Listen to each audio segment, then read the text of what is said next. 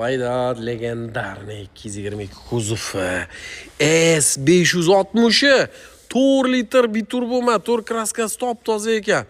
109 ming probeg.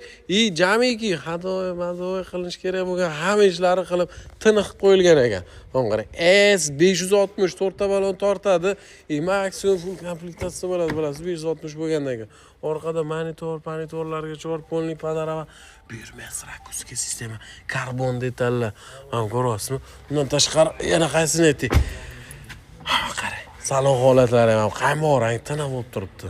Mercedes 222 ni S560 hadab medab hamma narsasi bor.